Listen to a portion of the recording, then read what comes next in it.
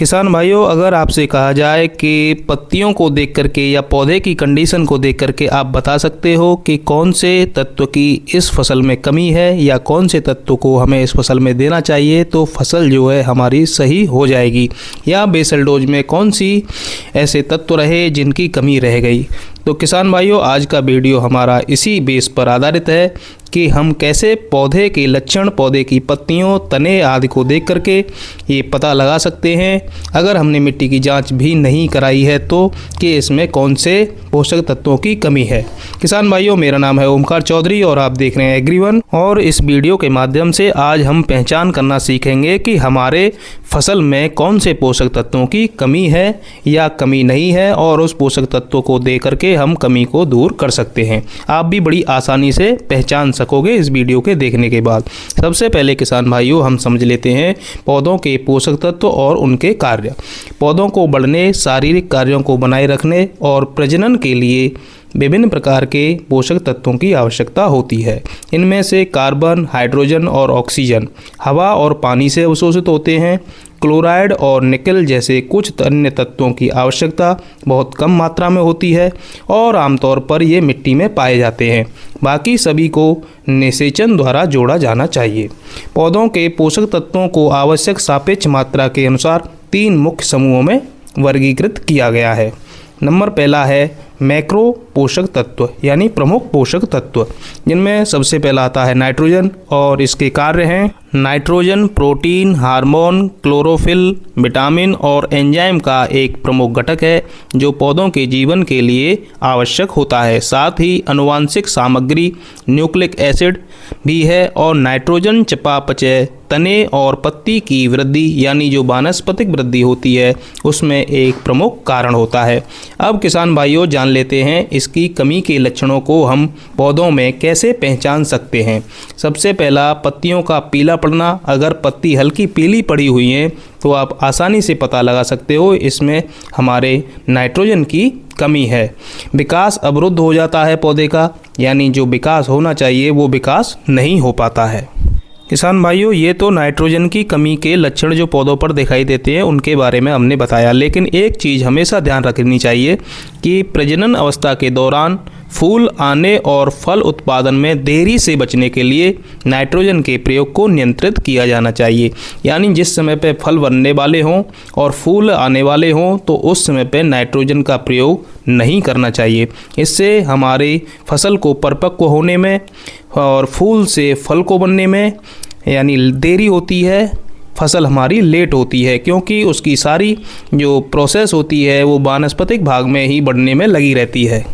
किसान भाइयों, हमारा अगला पोषक तत्व है फॉस्फोरस। इसके सबसे पहले हम जान लेते हैं कार्य के। पौधों में इसके कार्य क्या होते हैं। जीवित कोशिका में ऊर्जा संग्रहित करने वाले अणु एटीपी के एक घटक के रूप में फॉस्फोरस पौधे में सभी ऊर्जा खपत प्रक्रियाओं के लिए आवश्यक है।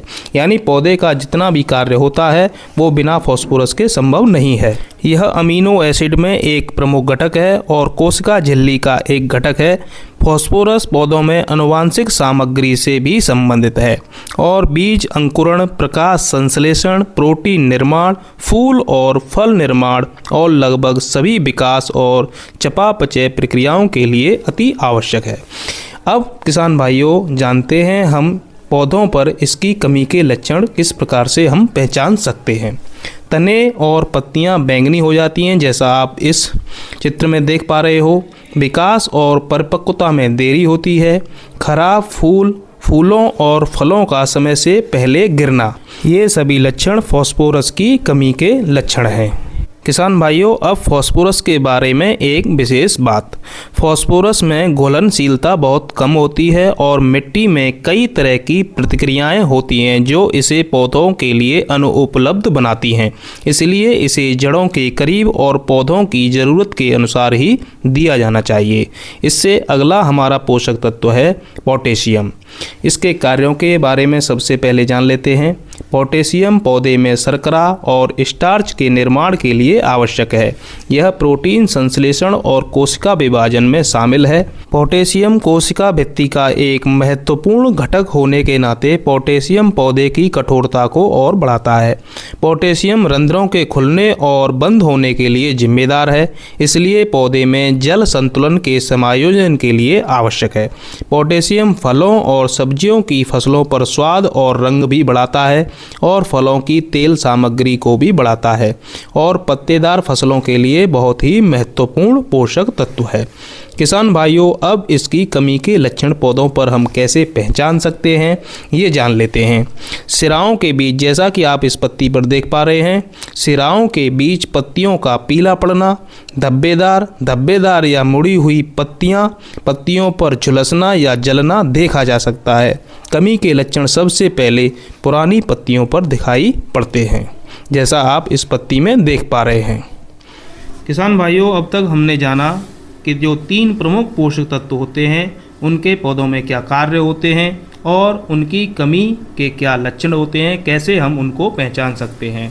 इससे आगे बढ़ते हैं किसान भाइयों और बात करेंगे द्वितीयक पोषक तत्वों के बारे में, कैल्शियम, मैग्नीशियम और सल्फर। सबसे पहले बात करेंगे कैल्शियम के बारे में।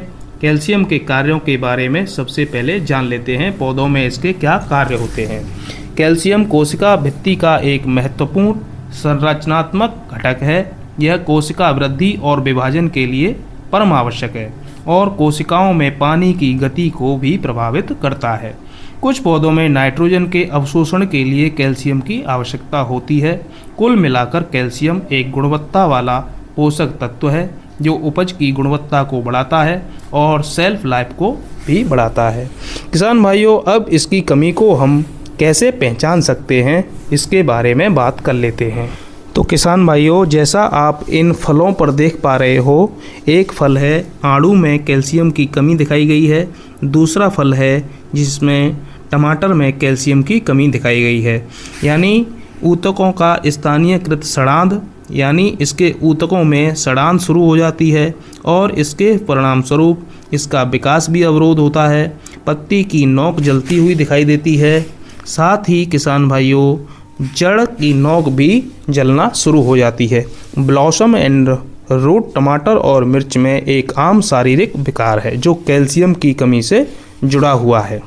किसान भाइयों, यहाँ एक ध्यान देने योग्य बात है, चूँकि पौधे में कैल्शियम की गतिशीलता सीमित होती है, इसलिए पौधे के ऊतकों में पर्याप्त स्तर बनाए रखने और उचित विकास सुनिश्चित करने के लिए पूरे विकास काल में इसकी आपूर्ति की जानी चाहिए।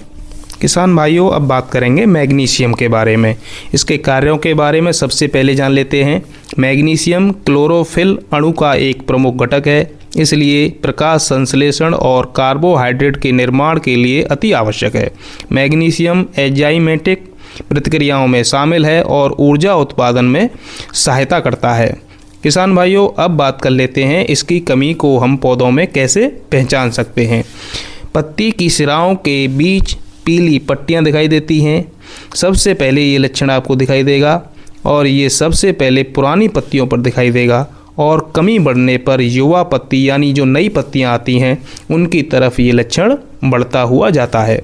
गंभीर मामलों में निक्रोसिस दिखाई दे सकता है, जैसा आप इस पत्ती पर देख पा रहे हैं। किसान भाइयों, अब बात करेंगे सल्फर के बारे में। सबसे पहले पौधों में इसके क्या कार्य हैं, इसके बारे में जान लेते हैं।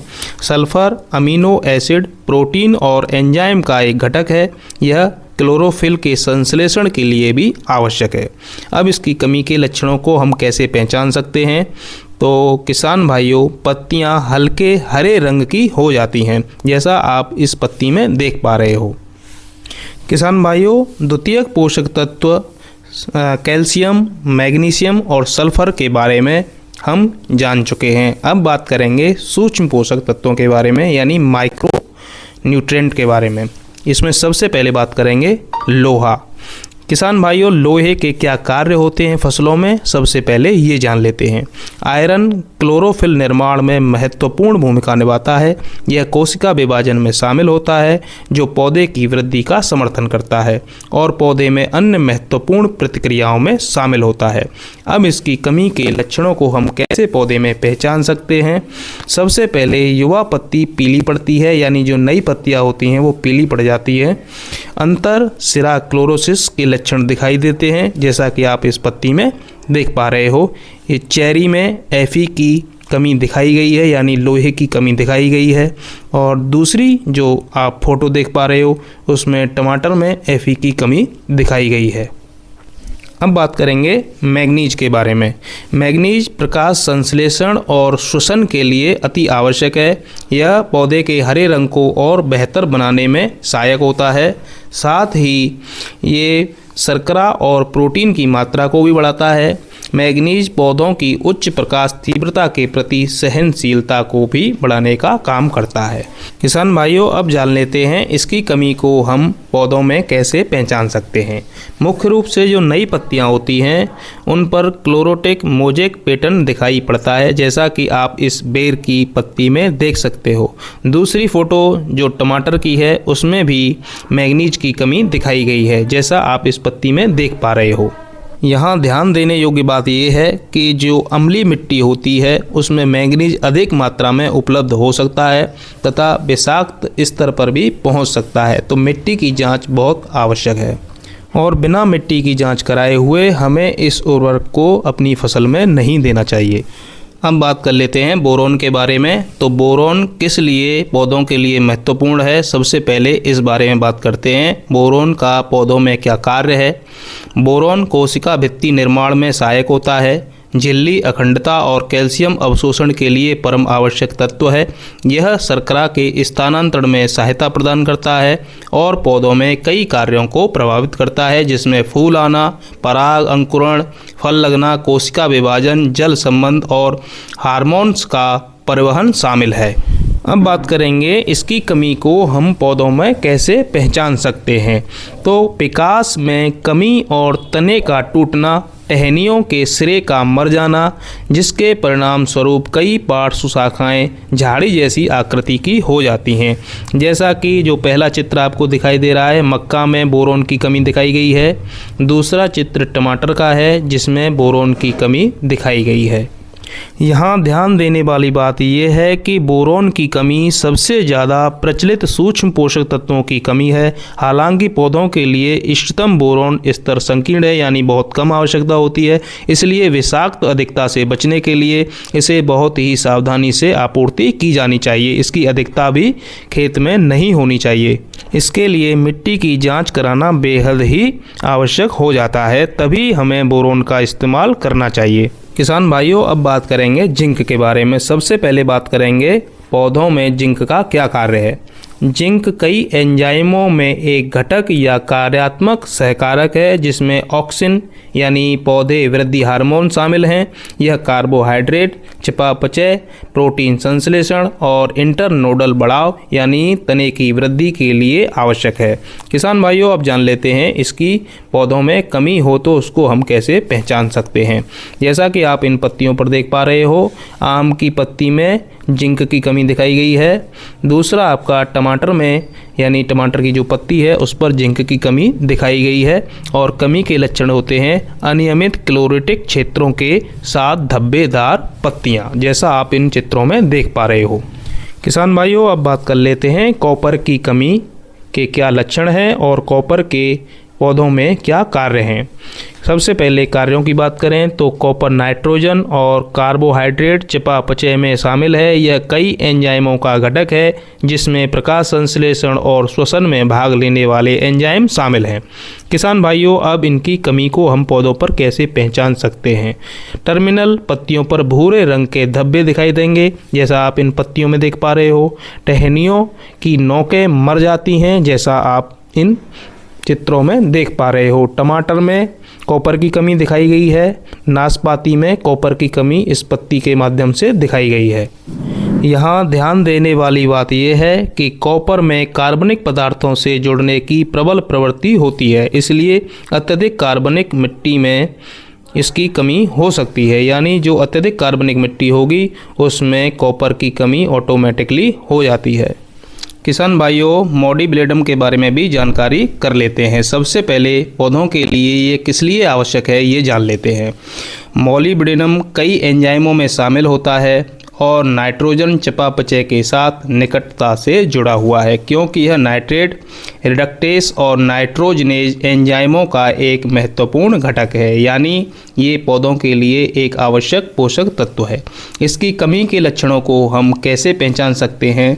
तो मुड़े हुए या कप के आकार के किनारों के साथ हल्के हरे पत्ते हमें दिखाई देते हैं, जिससे हम पहचान कर सकते हैं, जैसा आप इस पत्ती में देख पा रहे हो, कि हमारे जो फसल है उसमें मॉलिब्डेनम की कमी है या नहीं है। किसान भाइयों, मैं आशा करता हूं कि आज के वीडियो को देखने के बाद आप अपने पौधे यानी अपनी फसल को देखने के बाद ये जानकारी ज़रूर कर सकेंगे कि हमारी फसल में कौन से पोषक तत्व की कमी है। किसान भाइयों, अगर हमारा प्रयास अच्छा लगा हो तो वीडियो को लाइक शेयर ज़रूर करें और चैनल को सब्सक्राइब भी ज़रूर करें। किसान भाइयों, मिलेंगे किसी अगले वीडियो में, तब तक के लिए नमस्कार। जय हिंद, जय भारत।